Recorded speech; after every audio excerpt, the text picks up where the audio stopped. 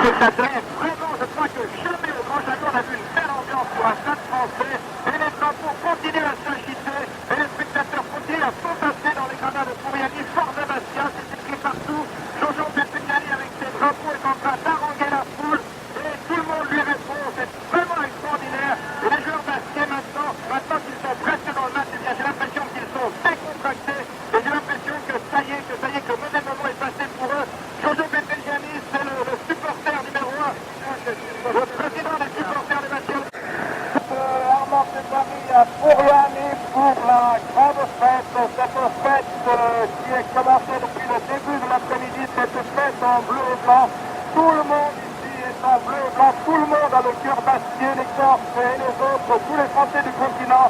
Ils sont tous ce soir derrière cette équipe, tous là pour l'aider à remonter ce but. Car vous savez que là-bas à Zurich, eh bien, les Bastiens ont perdu 3-2. Donc il faut remonter ce but pour l'emporter. Il faut bien sûr autant que faire se peut ne pas en encaisser. Alors toute la Corse est ce soir à Fouriani, toute la Corse avec ce drapeau bleu et blanc qui font une véritable mer qui s'agite là-bas des deux côtés derrière les buts. Il y a cette ambiance fantastique. Jean-Louis Morin à côté de moi et aussi Dominique Colonna comme lors du match contre Iéna où Dominique avait porté bonheur à ses Corses car il avait marqué 7 que le ciel corse, que le ciel noir est zébré de pétards rouges et que les deux équipes vont rentrer. Je vous laisse entendre les acclamations. Et tous les drapeaux bleus et blancs qui s'agitent en fait, monsieur Farsi, je vous l'avoue qui nous fait un peu peur. Et dans les virages, dans les tribunes, c'est un mouvement de houle avec ces drapeaux bleus, blancs à tête d'honneur, avec ces Forza Bastia. C'est vraiment fantastique, Jean-Louis, ça nous prend aussi pendant la vue d'autre quand même, mais pas ce point. Alors, on va voir si méthode toujours Didier de son ces drapeaux. On a l'impression, je disais que la dernière fois, il y avait un drapeau pour 2 personnes. Je crois qu'il y a 2 drapeaux pour 3 personnes. Et puis à la finale, chacun aura son drapeau. Je crois qu'il y en a 3 pour 2 personnes, car il y en a qui en tiennent 2 à chaque fois. C'est ça qui est fantastique. C'est incroyable, c'est incroyable. Et encore une fois, on a eu l'occasion de voir d'autres rencontres belles avec des grands clubs. Il y avait des stades bien plus conséquents, il y avait d'ambiance. Ils sont tellement concentrés à Fouriani que je suis sûr que les 15, je dirais peut-être 20 000 spectateurs, parce qu'on a beau annoncer 11 000 à Fouriani, il va y en avoir 20 000 ce soir, eh bien, vont assister normalement à un spectacle de très très grande qualité. Et les joueurs ne peuvent pas perdre dans cette ambiance. Non, c'est pas possible. Je vais vous dire, pour parler des spectateurs, que tout à l'heure, à la sortie des vestiaires, nous étions très inquiets, car ils sont plusieurs dizaines installés sur des tôles qui menacent de s'effondrer. On a eu très peur. Vous voyez à quel point, il y en a partout. Partout on se retourne, il y en a dans les virages qui tiennent debout tout seul. Il y en a dont les pieds doivent pas toucher terre. Alors il va y en avoir sur des épaules d'autres, ça c'est certain. C'est très extraordinaire. Le gauche de Martinique qui le bloque et là, il va plus dans un coup franc. Coup franc dans la balle, arrivant dans la surface de réparation. Oh, mais il y a pas fini.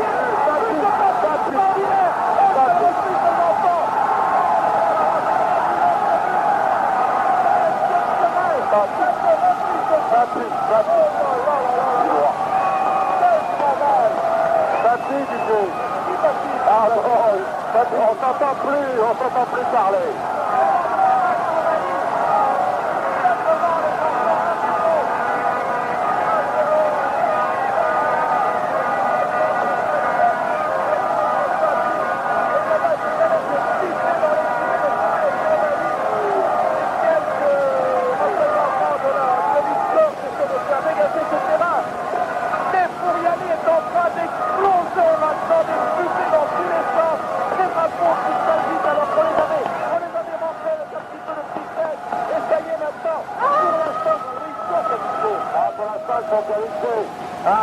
C'est qualificatif, 2-1 c'est qualificatif, mais encore une fois, il reste maintenant à jouer 22 minutes, et elles vont être importantes ces 22 minutes, n'est-ce pas? Le match n'est certes pas fini, mais on avait raison de dire tout à l'heure qu'il fallait absolument que Tati s'intègre à cette attaque pour faire quelque chose.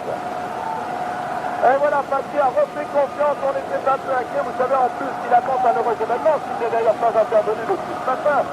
Tati va être papa, si j'ose dire, pour la 2e fois. Peut-être que Madame Tati va accoucher en vous écoutant. C'est tout mal qu'on lui souhaite, je ne sais pas si elle l'appellera du Jean-Louis à ce moment-là. Mais en tout cas, ça sera un cadeau extraordinaire à lui faire. Alors que Primo, qui n'arrive pas à trouver ses marques, mais qui remet quand même une jolie balle sur Fanfan Félix. sur Verdi qui dégage très très loin sur la tête de Hermann et redégagement de Marchioni, lui aussi très loin. Balle prise par Claude Patti. Claude Patti qui glisse sur Mario et continue. Bastia est en finale. Bastia est en finale. Il va tenter le sacré nageur. Il est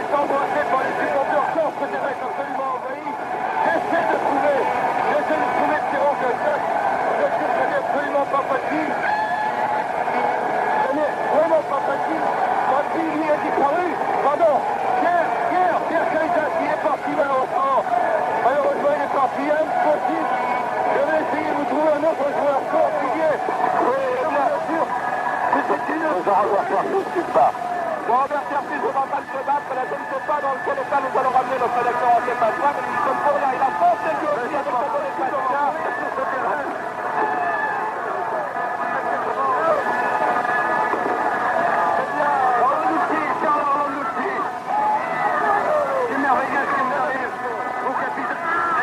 Est-ce que vous réalisez que la finale maintenant? Oui, je pas encore, c'est trop beau. Est-ce que vous avez encore réalisé? C'est pas encore, parce que c'est le final, c'est trop beau. Vous y avez tous les Goriens. Vous avez toujours réussi à faire. Vous avez des difficultés, on voyait mal comment vous arriveriez à passer cette épreuve de jury. On était sévère. À cause pas les jouer à la là, on va pas trop pousser. Enfin, on fait quand même. Merci Charles et encore bravo. Eh bien, Jean-Louis, je crois qu'il n'y a plus personne. Maintenant, tous les joueurs sont partis. Il y a des supporters partout. Patti s'est enfui, littéralement enfui tout à l'heure. Il a été envahi par des supporters qui sont montés sur ses épaules. Patti s'est écroulé et il a pris la prise vers les vestiaires. Pour l'instant, il est absolument invisible. Quant à Pierrot Cahuzac, il avait un large sourire, bien sûr, au bord des lèvres. Il n'a absolument rien voulu dire et il a disparu lui aussi. D'avoir risqué votre vie comme ça. Je crois qu'on va pouvoir élever une statue à Claude Patti. Alors on va essayer, avant de rendre l'antenne, Jean-Louis, de retrouver un peu notre lucidité dans ces scènes hystériques qui sont en train de se dérouler à Furiani. Il faut dire quand même qu'on a eu très chaud et que c'est d'autant plus extraordinaire qu'arrive à Bastia. C'est fantastique. Je crois qu'il fallait surtout pas désespérer du équipe de longue cette rencontre. On savait que ça allait être très difficile. Je crois que certains n'avaient pas tout à fait mesuré justement la difficulté du jeu de cette rencontre face au Grand Soccer Zurich. On a recru qu'après le match aller, il fallait être finalement du gâteau ce match retour, peut-être de la fiabeuse forme. Mais finalement, ce n'était pas du gâteau. Il fallait quand même leur mettre ce fameux but. Donc comme nous le disions, il fallait qu'ils restent continuellement calmes, qu'ils remettent sur leur métier son pouvoir, c'est-à-dire continuer à essayer de confectionner du football, continuer à attaquer, presser, et un jour ça réussirait. Et vous voyez, c'est venu à la 22e minute en seconde mi-temps, ce fameux but, alors que je suis en train de rigoler, parce que c'est fantastique de voir le retour de Jean-Robert Pertus avec une casquette forte déchirée, avec les cheveux dans tous les sens. Et tu te rends compte que le métier de reporter, c'est pas toujours facile. Il est dépeigné de Jean-Robert et ça, croyez-moi, il faut le faire. Je crois que ça vous montre vraiment l'extraordinaire joie de ces supporters corses qui se sont battus aujourd'hui de tout leur cœur avec leur équipe et qui l'ont amené en finale. Et puis Jean-Louis, il y aura ce but de Patti que nous garderons très longtemps dans nos mémoires. C'était extraordinaire. Alors, on va la finale, absolument. Moi aussi, je prends ma casquette forte de Bastia. Je crois qu'on va reprendre notre souffle, nous aussi. On va un peu voir les joueurs, on va essayer de partager un peu leur joie. Et puis on va se retrouver dans 5 minutes maintenant pour le journal de 22h30. En tout cas, ça y est, l'histoire compte. Le bout du chemin est en vue. Bastia est en finale de la Coupe UEFA.